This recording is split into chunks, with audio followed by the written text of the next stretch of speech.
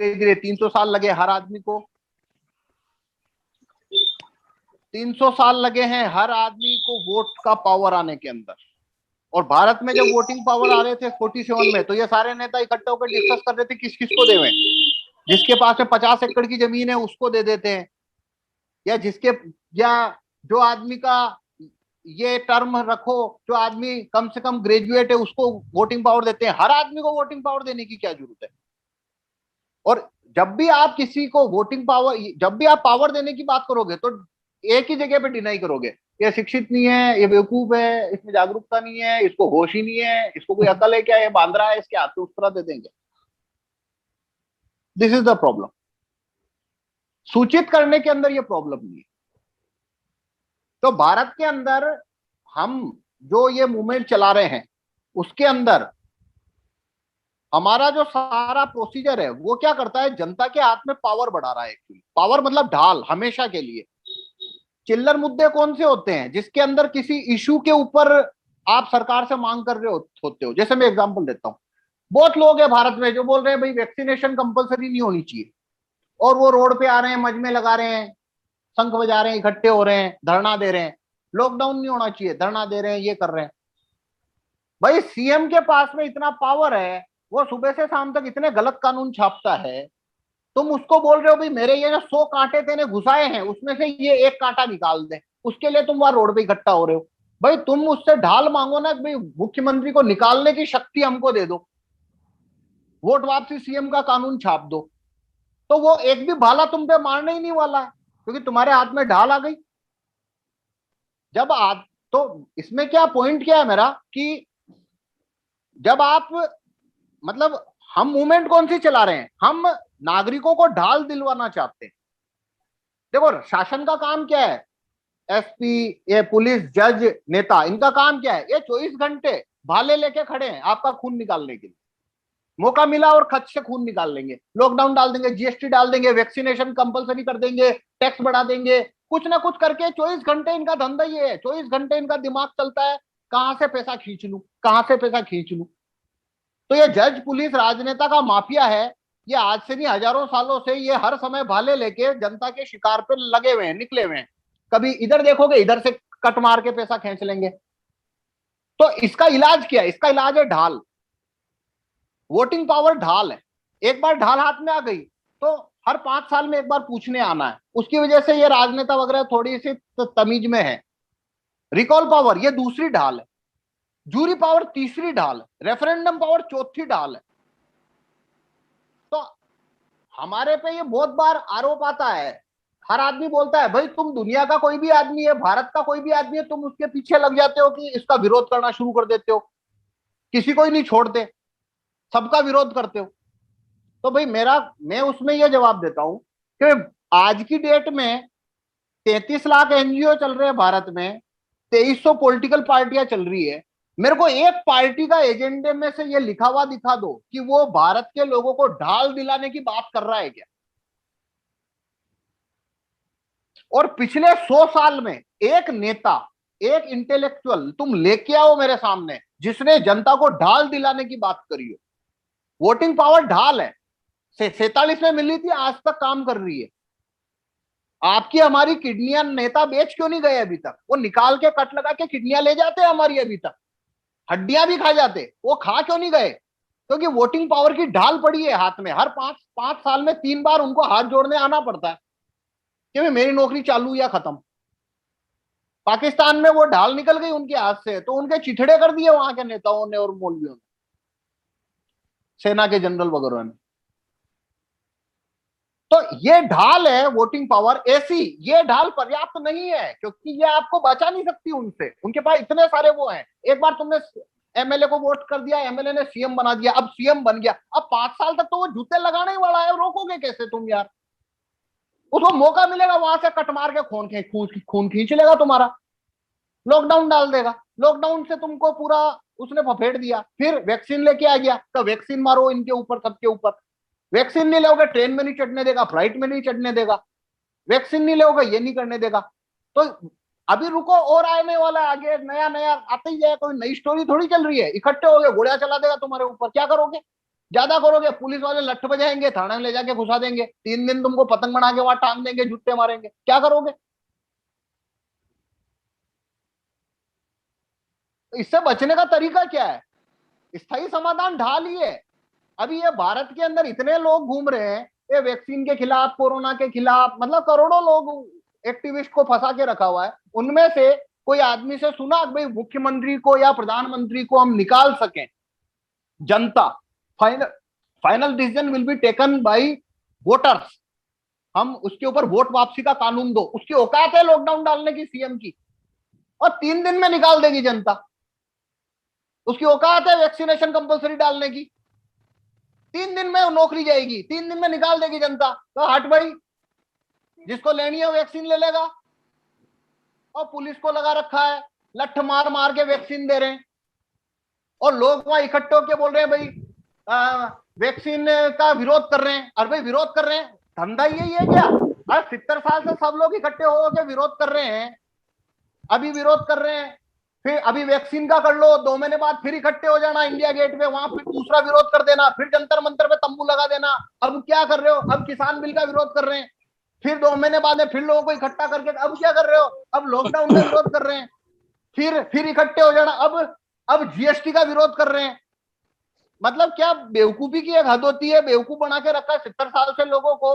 मतलब जो वो अस्त्र चला रहे हैं, ढाल की बात करना है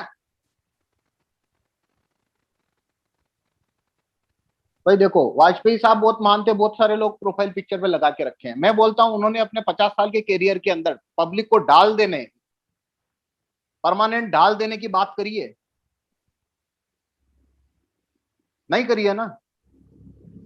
मोदी साहब कितने महान हैं, उनको सत्ता में 2002 से बैठे हुए हैं, उन्होंने कभी भी जनता को डाल देने की बात करी है? मतलब कितने महान है, मेरे सामने लेके आओ, पिछले 100 साल के सारे लोगों को लेके आओ, एक आदमी निकाल के दो मेरे को, एक आदमी जिसने डाल देने की बात करी है। ये सारे के सारे हमारे, मतलब जो फ्रीडम फाइटर थे, भगत सिंह जी वगैरह, उनको छोड़, बटुकेश्वर दत्त महात्मा भगत सिंह जी, उनको छोड़ दो। तो ये जितने भी नेता थे, और तब से आज तक जितने नेता पैदा हुए हैं भारत के अंदर, कुछ 10-20 हजार सांसद हो गए होंगे, और कुछ 1 लाख से ज्यादा एमएलए हो गए होंगे, और हजारों मंत्री हो गए हैं आज तक, और इतने प्रधानमंत्री हो गए हैं। साला एक आदमी ने जिंदगी में बात करी है कि मैं जनता को एक ढाल और देने की बात करता हूं? जिंदगी में करी है? अभी भारत में इतने महान लोग घूम रहे हैं, एक एक्टिविस्ट, एक नेता, एक समाज सुधारक ने बात करी है जिंदगी में कि मैं जनता को, जैसे वोटिंग राइट एक ढाल मिली थी हमें 47 में, वैसी एक और ढाल मिले, रेफरेंडम राइट। एक ढाल है, जनता के पास हमेशा के लिए पावर आ जाती है कि वो, उनको लॉकडाउन नहीं चाहिए, फोर्स भाई देखो रेफरेंडम राइट होता तो भीलवाड़ा में फोर्स वैक्सीनेशन होता ही नहीं था, बात ही खत्म है। अगर रेफरेंडम राइट होता, मैं जाके एफिडेविट रखता कलेक्टर की कचेरी में भी फोर्स वैक्सीनेशन को खत्म किया जावे, और जनता, भीलवाड़ा की 20 लाख पब्लिक यस नो का एसएमएस भेजती, और जो एसएमएस भेजती उसके अंदर लोग हैं वो 15 लाख लोग भेजते हैं भाई फोर्स वैक्सीनेशन क्यों कर रहे हो? 3 दिन के अंदर, 3 दिन के अंदर जनता तय कर देती हमको वैक्सीनेशन नहीं चाहिए। अभी ये वैक्सीनेशन के ऊपर साले प्रपंच बनाने वाले भारत में जितने 1.5 साल से मजमा बना के रखे, उनमें से एक आदमी ने बात करी है रेफरेंडम पावर होना चाहिए, ताकि जनता तय करेगी उनको वैक्सीनेशन चाहिए इनके, मेरा जिला मैं तय करूंगा ना, मेरा राज्य मैं तय करूंगा ना, फाइनली मेरे को वैक्सीनेशन कंपल्सरी करना कि नहीं करना। उसने बात करी है, उसको आप 100 बार कचोटोगे तब भी बात नहीं करेगा। सब अपना अपना सामान बेचने पे लगे हैं भाई। पर्टिकुलर कोई तीर आया है तो सामने वाला बात करेगा, मैं तुम्हें इस तीर से बचाने के लिए तुम्हारी लड़ाई लड़ने को तैयार हूं। भाई तू क्यों लड़ाई लड़ने तैयार है? तू कल मर लेगा, फिर कहां जाऊंगा? ढाल देना भाई, मुझे कवच चाहिए, तू ये गोली से मत बचा, मेरे को कवच दे, बुलेट प्रूफ कवच, ताकि तेरे मरने के बाद में भी मैं खुद को बचा सकूं। 47 में ये वोटिंग राइट मिले, वो हमें बख्तरबंद है, एक हमको ढाल या कवच मिला। तो कोई भी नेता आके अगर हमें ज्यादा परेशान करे, झूठ मारे, तो हम हटा सकते हैं, अब के नहीं चुनेंगे। तो हमारा जो पूरा है वो है, जनता को हम 4 नई ढाल और दिलाना चाहते हैं। इस पॉइंट के ऊपर हम भारत के सभी ऐतिहासिक राजनेता और करंट राजनेता को तोलते हैं कि भाई ये ढाल की बात कर रहा है क्या, तो भाई ये बड़ा महान आदमी। भाई देखो राजीव दीक्षित जी, अब वो एकमात्र आदमी है 47 के बाद में मेरी जानकारी में जिन्होंने उन भारत के लोगों को ढाल दिलाने की बात करी थी। दूसरा एग्जाम्पल ही नहीं है, बताओ मेरे को। केजरीवाल एक भी नहीं है। केजरीवाल ने की है, बट ड्राफ्ट नहीं दिया था। भाई उसने, केजरीवाल ने 2011 के पहले अपनी जिंदगी में बात करी क्या? नहीं करी। 2011 में क्यों करनी पड़ी? क्योंकि 2011 तक राहुल भाई 2 इलेक्शन लड़ चुके थे। भारत में राइट टू रिकॉल की मूवमेंट इतनी हो चुकी थी, 3 बार उनको पब्लिक में अपने राइट टू रिकॉल एक्टिविस्ट ने जाके पब्लिक के अंदर ही उनको पूछ लिया था कि भाई ये जन लोकपाल भ्रष्ट हो गया तो क्या करना, राइट टू रिकॉल क्यों ला रहे हो? 3 बार जब पूछा 150 की मीटिंग के बीच में, तो उनको स्टैंड लेना पड़ा। और उस समय तक वो इतने बड़े आदमी नहीं हुए थे, उनकी गैदरिंग में 200-500 लोग ही होते थे। तो उन्होंने अपने मन से राइट टू रिकॉल की बात नहीं करी है। उन्होंने देखा कि भाई मैं एक्सपोज हो रहा हूं, तभी उन्होंने करी है। और वो भी करी है तो ड्राफ्टलेस। तो ड्राफ्टलेस की क्या बात करनी है? वो तो बेवकूफ बनाने का जरिया है। रिकॉल मतलब क्या हवा में करेंगे रिकॉल? क्या फोन करके रिकॉल करूं? पासबुक देना भाई, वोटर कार्ड ही नहीं है, वोट किधर करूंगा? तो वोट वापिस लेऊंगा किधर से? पासबुक पासबुक दी। वो दिल्ली में शासन कर रहा 10 साल हो गए, उसने वापिस बात करी? उसने क्या कानून बनाया?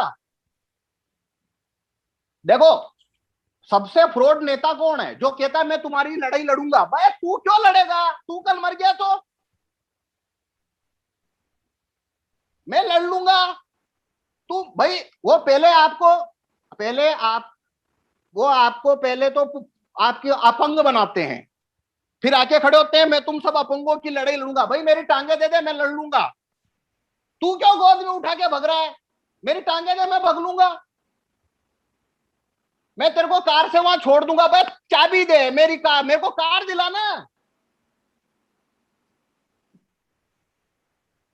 तो ये भारत में देखो, मतलब ये बार बार आता है। वे राइट टू रिकॉल वालों का काम है सबका। विश्वरूप चौधरी का विरोध कर दिया, उसका विरोध कर दिया। अब तो विश्वरूप चौधरी का विरोध मैं कल से विरोध बंद करता हूं। उसको जाके पूछो ना भाई, ये जो भाई हेल्थ मिनिस्टर को हटाने का पावर दिलाने की बात करता है क्या? आना मना कुछ नहीं। 100 बार पूछो, एक भी बार जवाब आए तो मेरे को बता देना। तो भाई हेल्थ मिनिस्टर को जनता हटा सके वो बात करने को राजी है? राजी नहीं है। किसी की लड़ाई लड़ना वो नेतागिरी चमकाने का तरीका है। किसी को सशक्त बना देना, उसको हाथ में पावर दे देना। किराए के मकान में, मतलब ये महल है कितना अच्छा है, बढ़िया है, तो ठीक है तू इस महल में रह, चाबी मेरे पास रहेगी। मैं चाबी दिलाने की बात कर रहा हूं। मैं कह रहा हूं चाबी दे। तो ये नागरिक सत्ता, नागरिक अधिकार, अधिकार मतलब सस्पेंड हो जाते हैं, सत्ताएं कभी सस्पेंड नहीं होती है, हमेशा के लिए रहती है। ठीक है, तो ये हमारा जो है गोल, हमारा टारगेट ये 4 ढालें हमको दिलवानी है बस। दूसरी बात इसलिए हम करते नहीं है। दूसरी बात करते हैं इसका टाइम कट जाता है। कई लोग ये भी लेके आते हैं पंगा कि अभी ये मुद्दा जरूरी है। अरे भाई सब हमेशा से ही जरूरी है, हम ढाल के अलावा बात नहीं करेंगे। अभी ये जितना प्रपंच है वो वोट वापसी सीएम और वोट वापसी पीएम, ये 2 ढालें होती तुम्हारे पास, उनकी औकात ही नहीं थी तुम्हारे इतना खून निकालने की। यूएस ने कर दिया ना रिकॉल, सीएम को निकाल दिया। जबकि वहां पे जो लॉकडाउन था वो भारत से 100 गुना ज्यादा कमजोर और लचीला था, कोई लॉस नहीं हुआ उनको, तब भी निकाल दिया। बताओ। और यहाँ पे पुलिस से लठ लगवा रहे हैं। अरे भाई एसपी को निकालने का पावर तुमको मिल जाए, उस पर वोट वापसी, वो ढाल है। एसपी मना कर देगा सीएम को, भाई मैं नहीं लगाता लठ लोगों के, और ठेले के ठेले उलट रहे हैं पुलिस वाले, और लोग प्रदर्शन करते हैं। मतलब सबसे पहले जूते इनको जाने चाहिए। भाई तुम क्यों पब्लिक को हलकान कर रहे हो? लोगों को इकट्ठा करके मजमा लगा के वैक्सीनेशन बंद करो। भाई कल कोई नया पोस्टर लेके आएगा, तू 70 साल से वो पोस्टर ले लेके इकट्ठे हो रहे हो। क्यों हो रहे हो? क्योंकि ढाल ही नहीं है। सही बात है। हाँ, तो ये इसका हुआ। अभी पेड मीडिया के पे थोड़ी बात करेंगे। पवन जी इसमें कोई क्वेश्चन है तो पूछ लो। थोड़ा सा मैं समराइज करना चाह रहा हूं। आपके जो 4 ढाल हैं, एक तो वोटिंग राइट, एक रिकॉल राइट, एक गन पावर और एक रेफरेंडम, यही है ना? Voting power, recall power, gun power और रेफरेंडम पावर। हाँ, 4 ढाल हो गए। उसमें से एक ही है हमारे पास। 4 क्यों? 5? हाँ, नहीं 5 होनी चाहिए ना। एक है वोटिंग पावर, मतलब वोट देने का पावर। हाँ।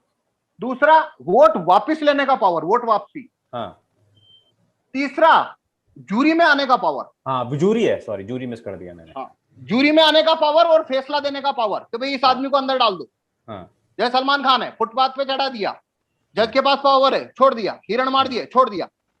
जनता को पावर दो मुंबई की, वो आएगी बैठेगी, जोधपुर की जनता आएगी बैठेगी, 50 लोगों की जूरी बैठेगी, सबूत देखेगी, अंदर डाल दो, और उसकी कुछ नहीं हो सकता। जनता ने बोल दिया डाल दो, खत्म हो गई बात। अमेरिका में ये पावर है उनके पास। तो ये तीसरा पावर। और चौथा गन पावर। गन पावर को चलो उसके साइड इफेक्ट भी है, इसलिए हम फोर्स नहीं करते कि भाई गन पावर होना चाहिए, हम ऐसा नहीं कहते हैं। उस पर रेफरेंडम करवा लो। गन पावर पे मैं ज्यादा वो भार नहीं दे रहा हूं। ये 4 पावर में तो फायदा ही फायदा है, नुकसान तो कोई है ही नहीं। Jury power, referendum power, vote वापसी पावर, बस ये 3 पावर चाहिए। अभी एक ढाल है हमारे पास, वोटिंग पावर। वोटिंग पावर, ये मेरा पॉइंट है। इसमें कोई प्रश्न ले लो, वरना फिर पेड मीडिया पे आता हूँ। कर्तव्यता का रजिस्टर मेंटेन करना, उसमें जेरोक्स रखना, जेरोक्स रखने से किस प्रकार हम इस मीडिया के नेटवर्क को तोड़ सकते हैं, इसका प्रिसाइज और एलेबरेट आंसर अगर आप दे सके तो बहुत अच्छा हो। देखो, पॉलिटिक्स में इस बात से महत्व नहीं होता है कि कितने लोगों ने पीएम को कुछ बोला, सीएम को कुछ बोला, इसका वैल्यू पॉलिटिक्स में 0 है। पॉलिटिक्स में वैल्यू है कि जैसे मैं एग्जांपल देता हूं, 1000 लोगों ने या 5000 लोग या सीएम को क्या बोला, उसमें कोई पॉलिटिकल वैल्यू नहीं है। क्योंकि देखो, सांसद होता है ना, उसकी कंस्टिट्यूएंसी भी 20 लाख की होती है।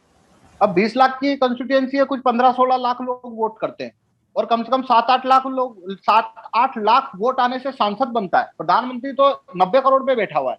10,000 लोगों ने क्या बोला, कोई मतलब ही नहीं है, फालतू की बात है। मैं कह रहा हूं 2 लाख ने भी क्या बोला, फालतू है। 5 लाख ने भी जो बोला, फालतू बात है। 10 लाख 25 लाख ने भी जो बोला, फालतू बात है, कोई मतलब ही नहीं है। वो चलता है 90 करोड़ के मैंडेट से प्रधानमंत्री। सांसद खुद 20 लाख के मैंडेट से वोटिंग 8 लाख का 7 लाख का वोट लेके आके मैंडेट से सांसद बन रहा है वो। तो 10,000 लोगों ने पोस्ट कार्ड भेजा, अब उसका कोई वैल्यू नहीं है। वैल्यू कब आता है, 10,000 लोगों ने पीएम को पब्लिक इंटरेस्ट में, पब्लिक को फायदा देने वाली कोई बात बोली, तो ये जो 10,000 लोगों ने बोला, इसे कितने वोटर ने देखा। 100 लोग इकट्ठे हुए पोस्ट ऑफिस पे और प्रधानमंत्री को बोला लॉकडाउन खत्म करो, 100 लोगों ने बोला, वैल्यू नहीं है। पर प्रॉब्लम क्या है, सीएम को प्रॉब्लम कब शुरू हो रही है कि वो जो 100 लोग इकट्ठे हुए थे, वो लोगों को कितनों ने देखा। अगर उनको 10,000 ने देखा तो सीएम पे प्रेशर आया है 1000 प्लस 10,000। अब यहां रजिस्टर कैसे काम करता है, आपने चिट्ठी भेजी, वो एक सामयिक गतिविधि थी। आपने 5 बजे चिट्ठी डाली, 5:30 बजे खत्म है खेल, कुछ नहीं बचा। आपने उसकी जेरोक्स करा के रजिस्टर में रख दिया, तो एक रिकॉर्ड आ गया आपके पास में। अब देखो, अब आपने क्या किया, वो जो चिट्ठी डाली थी, वो 10, 20, 50 लोग थे, उन्होंने फोटो निकाला, वो फोटो डाला वो अब फेसबुक पे। अब आपने रजिस्टर बनाया, उस रजिस्टर में उसकी फोटोकॉपी चिपकाई और वो आपने फेसबुक पे डाली। अब फेसबुक पे आपकी मित्र सूची में 500 लोग हैं या 2,000 लोग हैं। अब 2,000 लोगों ने का कोई इंटरेस्ट नहीं है, फिर भी उनके सामने वो सूचना तो गई, और ये सूचना 1 महीने बाद में भी उनके पास अनवरत जारी है, 6 महीने बाद में भी अनवरत जारी है। अब किसी शहर के अंदर सिर्फ 1,000 लोग हैं जिन्होंने चिट्ठी भेजी और साथ में उन्होंने उसकी जेरोक्स रखी, तो 1,000 रजिस्टर वो उस शहर में घूम रहे हैं। मेरे घर पे कोई आया या कोई किसी से मैं मिला, कहीं डिबेट में, कहीं मीटिंग में बैठे, मैंने बोला, जैसे मैं दिखाता रहता हूं, मेरा रजिस्टर है वो, तो देखो मैंने ये चिट्ठी भेजी, ये चिट्ठी भेजी, ये चिट्ठी भेजी। 1 मिनट होल्ड करो। हाँ देखो, ये मेरा रजिस्टर है, ये है ना। अभी देखो, मैंने ये चिट्ठी भेजी, ये 5 तारीख 2 को जिला जूरी कोर्ट छापे। अभी कितने लोग हैं मीटिंग में, 52 लोग को दिखा सकता हूं ना। सीएम को यह प्रॉब्लम है कि साला 4 महीने पहले जो चिट्ठी भेजी थी, अभी भी आज फिर 30 लोगों को दिखा गया। और ये हर महीने में मैं जितने लोगों से मिलता हूं सबको चिट्ठी दिखाता हूं। सीएम को इससे प्रॉब्लम हो रही है। मैंने चिट्ठी भेजी, बात खत्म हो जानी चाहिए थी। ये जितने लोग मजमे लगाते हैं ना, वहां इकट्ठे हुए, इधर इकट्ठे हुए, प्रदर्शन किया, अगले दिन उसका रिकॉर्ड या उसका वैल्यू क्या है, 0 है। ये माउंट होता है, ये माउंट हो रहा है लगातार। ये कब से माउंटिंग चल रही है?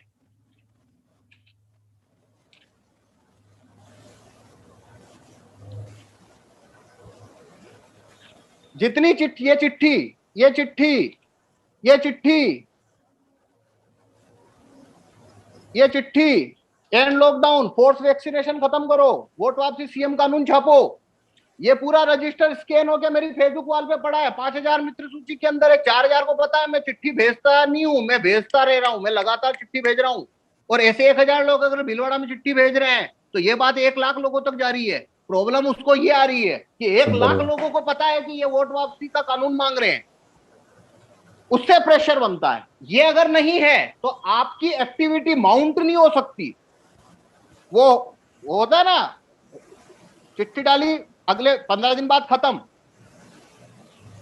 मेरे पास में रिकॉर्ड है, इसलिए मैं बता रहा हूं आपको ये सब। बहुत सारे लोग हैं जो चिट्ठी डालते हैं, फोटो फेसबुक पे डाल के आ जाते हैं, उन्होंने रजिस्टर बनाया ही नहीं।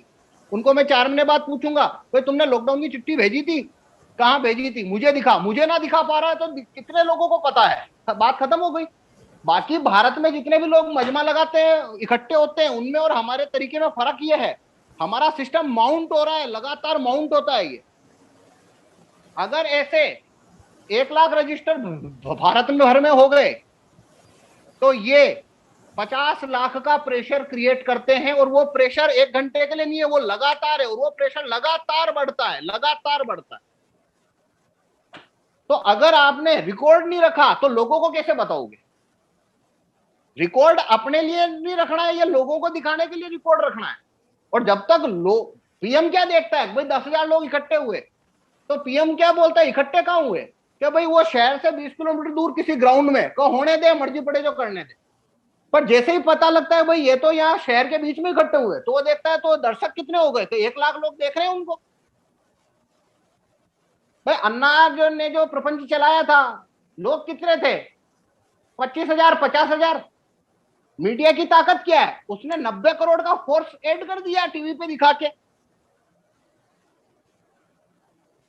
तो दर्शक कितने, मतलब कितने लोग देख रहे हैं पीएम सीएम को, इससे मतलब होता है कितने लोग क्या करें। अभी किसान आंदोलन में कितने लोग हैं? 50,000, 1 लाख, 1.5 लाख लोग हैं। लेकिन पूरे देश को मालूम है वो प्रेशर काम करता है।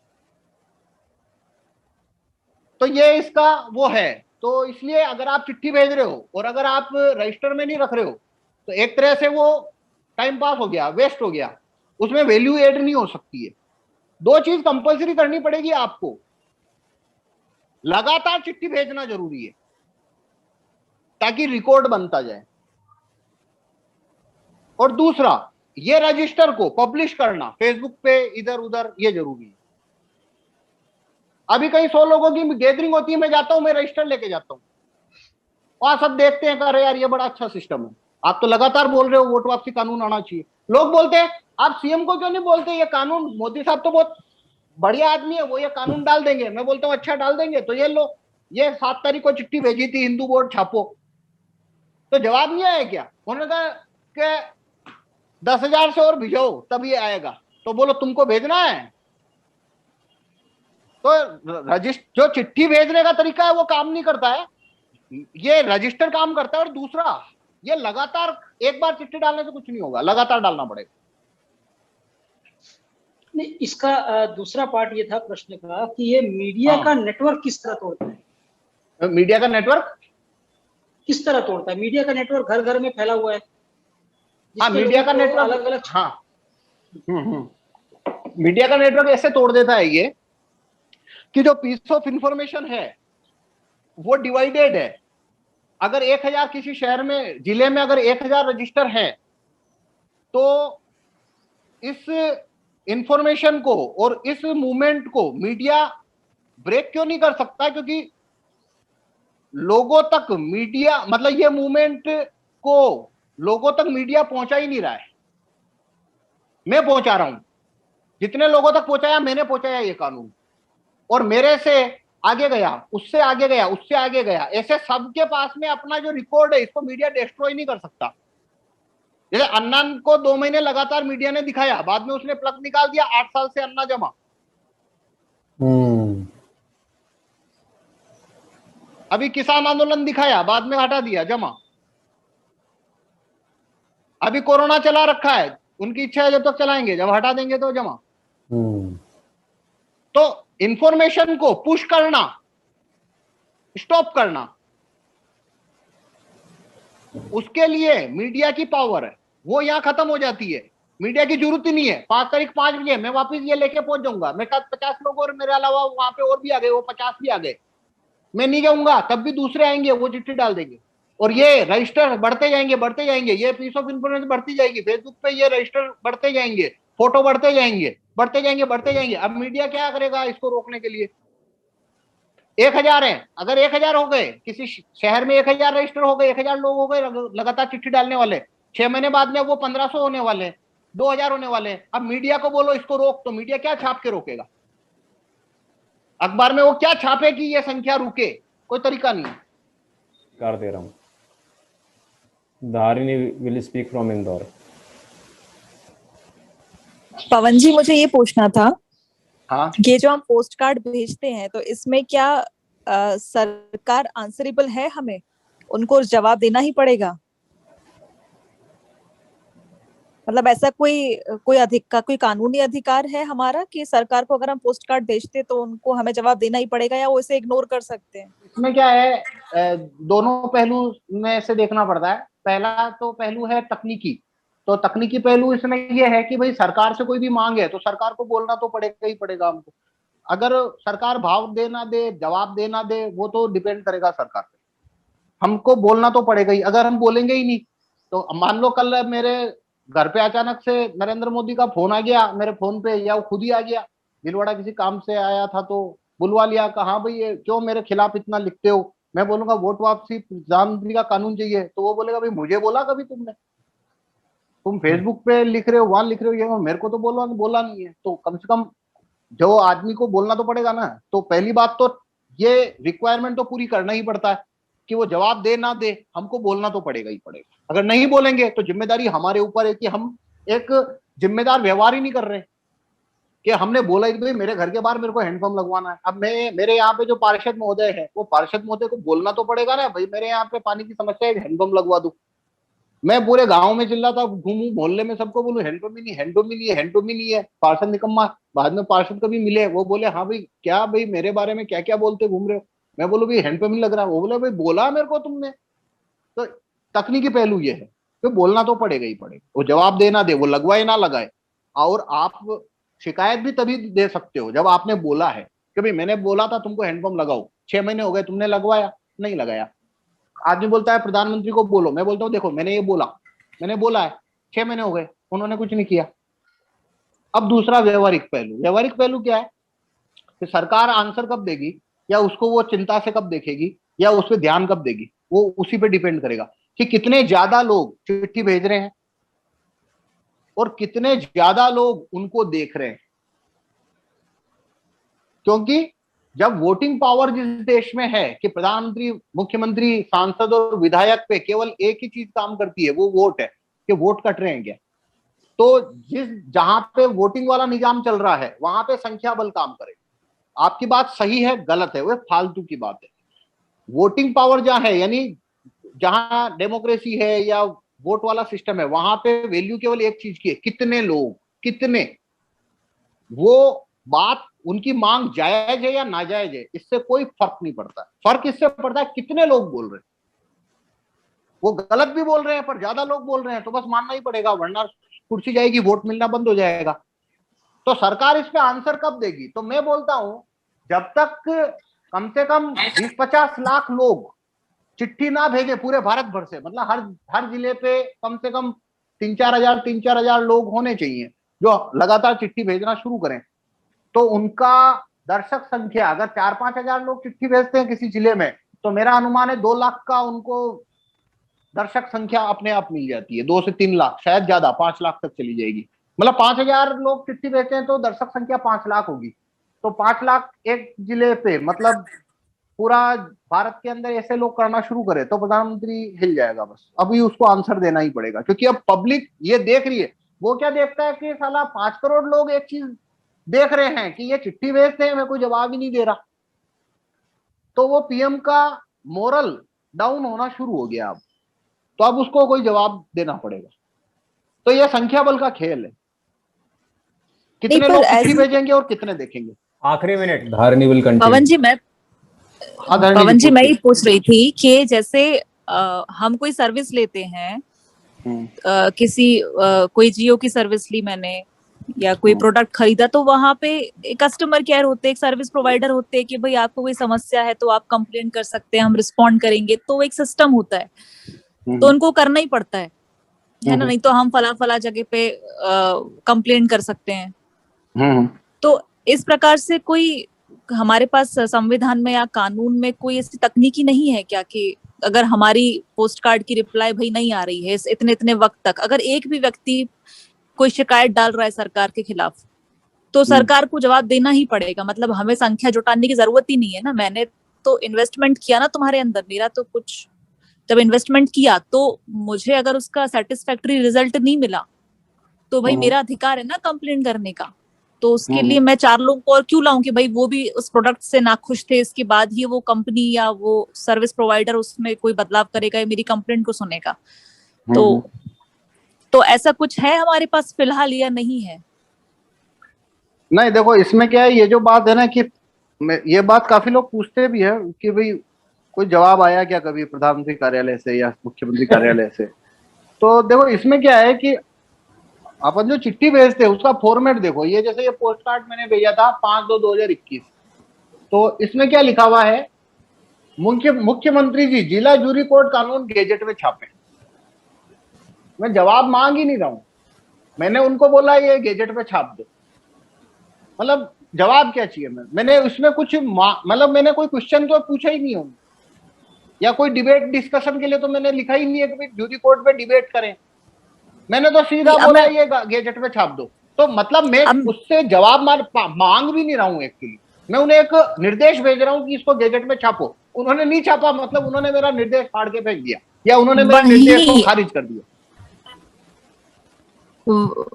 अब मैं वही पूछ रही हूँ कि ये अधिकार आपको कहाँ से मिल रहा है कि आप निर्देश दे पा रहे हैं, कहाँ से आप ये देखो जनता, संविधान में जो सर्वोच्च सत्ता है वो वोटर को मिली हुई है, वोटर जो है वो मालिक है, और जो प्रधानमंत्री वगैरह है तकनीकी रूप से हैसियत है वो सेवक या नौकर की ही है। मेरे साइन से वो सांसद बना है, मेरे साइन से, और सांसद ने मेरी उस पावर ऑफ अटर्नी जो मैंने सांसद को दी वन साइडेड, उसका इस्तेमाल करके उसने मोदी को पीएम बनाया। मेरा साइन ना होता, मेरा मतलब वोटर 1/90 करोड़, मेरा जो ऑथेंटिसिटी है वो है 1/90 करोड़, 90 करोड़ वोटर है इसलिए। तो वो मेरा जैसे जब इलेक्शन हुआ था, इलेक्शन क्या है देखो, इलेक्शन में चुनाव आयोग, इलेक्शन में क्या हुआ, नरेंद्र मोदी बनारस गया और उसने इलेक्शन कमीशन को बोला मेरे को एमपी बना। तो इलेक्शन कमीशन ने बोला एमपी बनाने के लिए तू मेरे को बनारस के 8 लाख लोगों का साइन लेके आ, तो मैं तेरे को एमपी का अपॉइंटमेंट देता हूं। तो वो साइन लेने के लिए इलेक्शन कमिश्नर ने जगह जगह डब्बे रखवाए ईवीएम के। पहले बैलेट पेपर था, तो वो जो बैलेट पेपर का कागज है वो क्या है, वो नरेंद्र मोदी की विनती है वोटर से कि मुझे एमपी बना, तुम्हारा साइन दो इस पे। वो तो मान लो मैं बनारस का वोटर हूं तो मैं मालिक हूं, मेरे सामने वो आया है कि कृपया मेरे को अपॉइंट करने के लिए साइन करो। मैंने कमल का बटन दबाया या किसी का भी दबाया, मैंने साइन दिया, मैंने हस्ताक्षर दिए कि ये ले मेरा साइन, तू एमपी बन जा। ऐसे 8 लाख लोगों ने साइन दिए, अपने हस्ताक्षर किए। हस्ताक्षर का तरीका ये है कि साइन मैच करना मुश्किल है, इसलिए उसने बटन रख दिया कि भैया बटन दबा दो, हम तुम्हारा साइन मान लेंगे।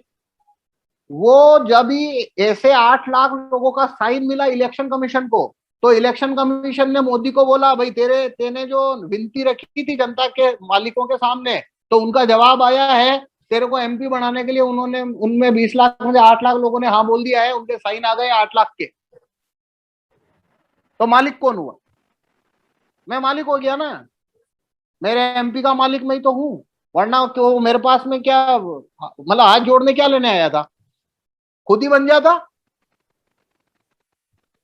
तो मेरे को ऑथोरिटी है जब किसी को अपॉइंट करने की,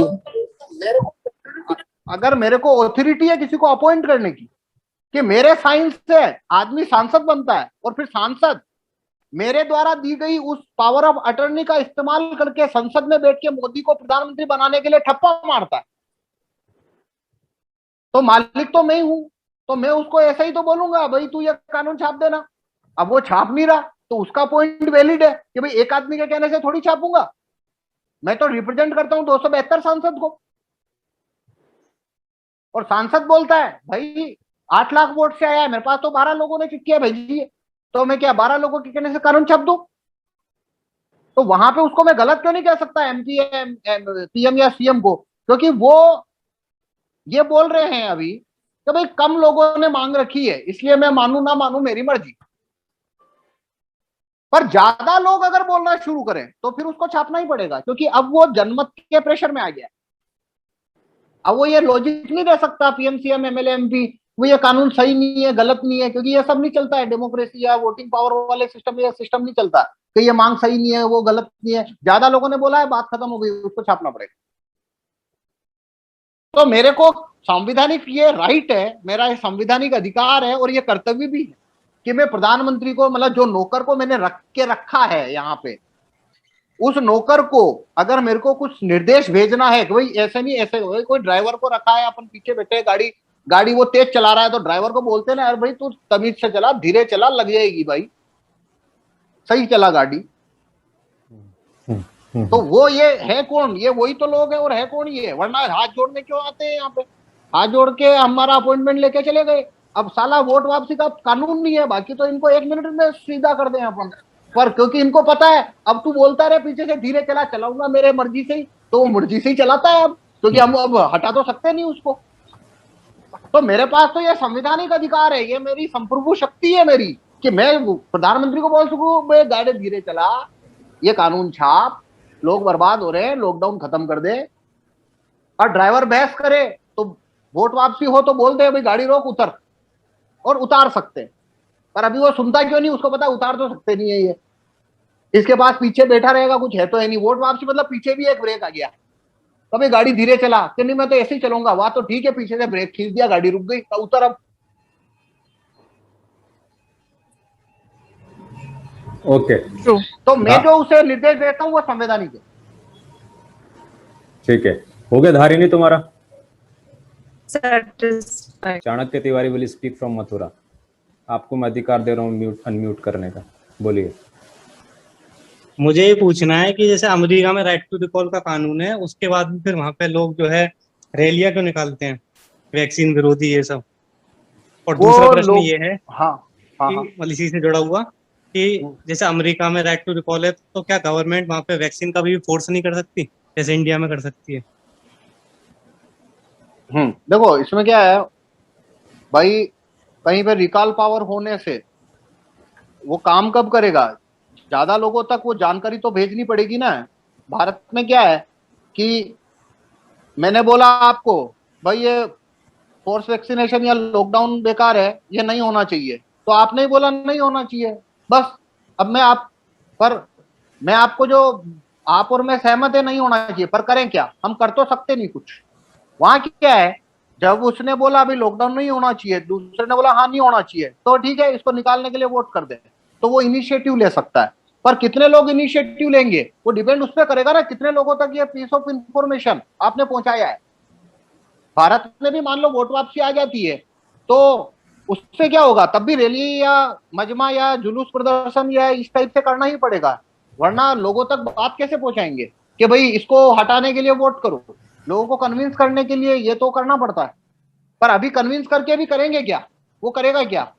जैसे मैं अभी शहर में जाके एक भोंपू बजा देता हूँ और बोलता इकट्ठे कर देता हूँ 101 लोगों को और बोलता हूँ भाई देखो ये फालतू में सबको वैक्सीन ठोक रहा है, सीएम इसको निकालने के लिए अपना SMS भेजो, तो वो सब बोलेंगे, मान लो 100 में से 50 ने बोला हाँ बात तो ठीक है यार, जिसको लेना हो वैसे ही ले लेगा, क्यों सबको पुलिस से पकड़ा पकड़ा के वैक्सीन क्यों ठुकवा रहे हो।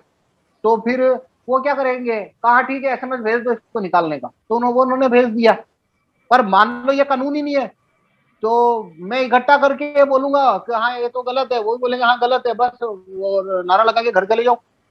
पर तो तब भी वोट वापसी आने से भी जो एक्टिविस्ट है उसका काम तो उसको तब भी करना ही पड़ेगा ना, वरना लोगों को इंसिस्ट कौन करेगा, उनको इन्फॉर्मेशन तो देनी पड़ेगी। कभी देखो ये लॉकडाउन ज्यादा लोगों की जाने ले रहा है, इसलिए फिर वो पूछेगा भी है भाई क्यों ले रहा है, तो उसको बताना भी पड़ेगा भाई देखो ये कोरोना है, आता जाता रहेगा, उसके चक्कर में धंधे खत्म हो रहे हैं, पैसे खत्म हो जाएंगे, घर में तुम्हारे पास पैसे नहीं रहेंगे, इलाज क्या करोगे, खाओगे क्या, धंधा रोजगार खत्म हो रहा है, वो देखा हाँ यार रोजगार का बहुत लॉस हो रहा है, तो भाई लॉकडाउन नहीं होना चाहिए। तो ऐसे एक्टिविस्ट को काम तो तब भी करना पड़ेगा, एक्टिविस्ट का काम खत्म नहीं होता, आपके हमारे जैसे लोगों को तब भी काम तो करते रहना पड़ेगा, पर तब उसका फर्क पड़ेगा कि अगर आपने 10 लोगों को कन्विंस कर दिया कि भी देखो लॉकडाउन नहीं होना चाहिए, वो मान गए हाँ लॉकडाउन नहीं होना चाहिए, तो वो अगले मिनट में वो इनिशिएट ले सकते हैं। अभी क्या है, आप पूरे शहर को कन्विंस कर दो कि लॉकडाउन नहीं होना चाहिए, वो होता है जाता कुछ नहीं है, वो बोले हाँ नहीं होना चाहिए, घर जाके और खाना पीना खा के सो जाओ, फेसबुक पे डाल दो बस। तो अमेरिका में जो प्रदर्शन वगैरह है वो क्या है, लोगों को इंसिस्ट करने के लिए, उन तक ये बात पहुंचाने के लिए, उनको प्रेरित करने के लिए होते हैं कि भाई देखो ये CM ऐसे कर रहा है, इसको निकालना है, उसके लिए है वो।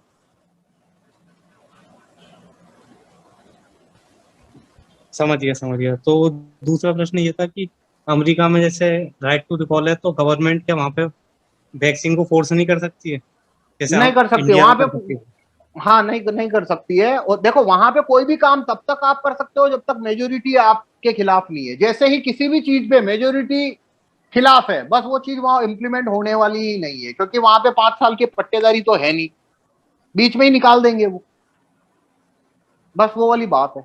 कोई भी चीज है वो बीच में, उनके पास रेफरेंडम भी है, सबसे बड़ी बात उनके पास गन भी है, तो जबरदस्ती कितनी करोगे, वो गन निकाल लाएंगे, मोहल्ला इकट्ठा होकर गन ले आएगा, हाँ भाई क्या है भाई, कब भाई ये वैक्सीन लगानी है, भाई हम इधर गोली चला देंगे निकल, तो बस। पर ऐसा होता कब है, जब पूरी सोसाइटी साथ है। भाई कोई सोसाइटी है 5000 लोगों की, और 5000 लोगों में से 2000 लोग आ गए गन लेके रोड पे, और 3000 का सपोर्ट है पीछे से, 3000 भी बोल रहे हैं हाँ बात ठीक है, आएंगे तो 2000 सामने, पर 3000 का बैकअप है, 3000 मानते हैं 2000 सही लड़ रहे हैं, तो पुलिस की हिम्मत ही नहीं है वहां घुसने की, तो बात ही खत्म हो गई। तो वहां पे तो क्या है, जूरी है, वोट वापसी है, रेफरेंडम भी है, तो इस वजह से कोई भी धांधली है वो चलती तब तक ही है जब तक कोई लॉस नहीं जा रहा है, लॉस यानी लॉस तो जाएगा पर मेजर नहीं जा रहा है। पब्लिक किसी भी समय रिवर्ट मारना चाहे तो 1 मिनट में पब्लिक पलट जाएगी, और जैसे ही पलटी लगाई नेता गया। भारत में तो सुबह शाम पुलिस को उतार के रोज लठ लगाओ, ठेले पलटवा दो, व्यापारियों को तस्कर बना दिया सालों इन्होंने। और ये लॉकडाउन खत्म, ये लॉकडाउन के चक्कर में जो धंधा करने वाले लोग हैं, आधा शटर डाउन करके 7 बजे बाद में, जैसे कोई अफीम बेच रहा है, कोई वो तस्करी कर रहा है, ऐसे वो सामान बेचते हैं, चावल दाल गुटखा पानी सिगरेट बीड़ी ये सब, वो बंद करके उधर कोने में बैठा रहेगा, यहाँ सब जगह यही हालत है। फिर वो फोन करेगा अरे यार ये चाहिए, हाँ ला के देता हूँ, फिर वो शटर खोलेगा, अंदर घुसेगा, निकाल के लाएगा, साला तस्करों जैसी ऐसा बना दिया सबको। वो पुलिस लठ लेके घूम रही, वहां पे लेके पुलिस लठ लेके घूम रही, पुलिस को निकाल दें, एसपी को निकाल दें, निकल। तो फर्क क्या है कि यहाँ पे सरकार जो भी चाहे वो पूरी मेजोरिटी खिलाफ है तब भी वो कर सकती है, वहां पे उस सीमा तक कर सकती है जिस सीमा तक पब्लिक टॉलरेट करेगी। जैसे ही उन्होंने टॉलरेट करना बंद किया, गेम खत्म। समझ गया, मैं समझ गया।